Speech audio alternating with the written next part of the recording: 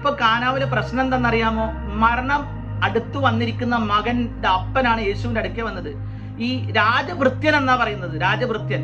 ഈ രാജാവിനോട് ചോദിച്ചാൽ എന്തെല്ലാം കാര്യങ്ങൾ അദ്ദേഹത്തിന് സാധിക്കാമോ അതൊക്കെ സാധിക്കാം. പക്ഷെ രാജാവിനെ കൊണ്ട് പറ്റാത്തൊരു കാര്യത്തെ നേടേണ്ടതിന് അദ്ദേഹം രാജാതി രാജാവായ യേശുവിന്റെ അടുക്കലേക്ക് വരുന്ന ഒരു കാഴ്ച നാം കാണുന്നത്.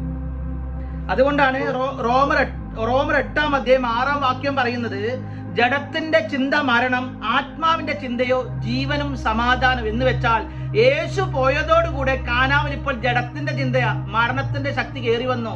നിങ്ങളുടെ ഭവനത്തിലോ നിങ്ങളുടെ സഭയിലോ, സ്തോത്രം, ചില സഭയിലോട്ട് പോയി കഴിഞ്ഞാൽ ശ്മശാന മൂകതയാ. എന്ന് വെച്ചാൽ സ്തോത്രവുമില്ല, ഹല്ലേലൂയുമില്ല, അന്യഭാഷയുമില്ല, ചത്ത അവസ്ഥയാ. എന്നാൽ യേശു കടന്നു വരുമ്പോൾ സ്ഥിതി മാറും.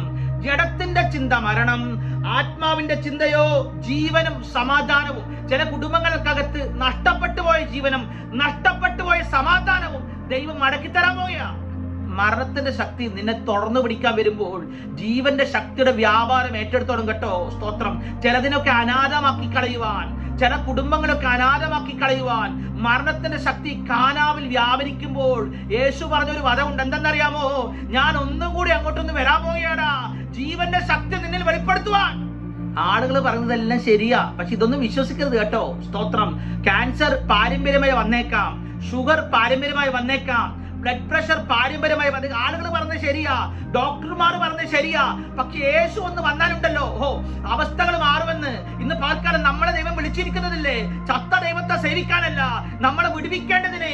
കാൽവരിയിൽ നമ്മുടെ രോഗങ്ങളെ ഏറ്റെടുത്തവൻ, നമ്മുടെ ശാപങ്ങളെ ഏറ്റെടുത്തവൻ, യേശുവിന്റെ നാമത്തിൽ തകർന്ന കുടുംബങ്ങൾ ദൈവം പണിയാൻ പോകുക, രോഗബന്ധങ്ങളെ ദൈവം അഴിക്കാൻ പോകുക. യേശു ഇന്ന് പകൽക്കാലം ഇതിന്റെ മധ്യേ ചില റീക്രിയേഷൻ ചെയ്യുന്നു.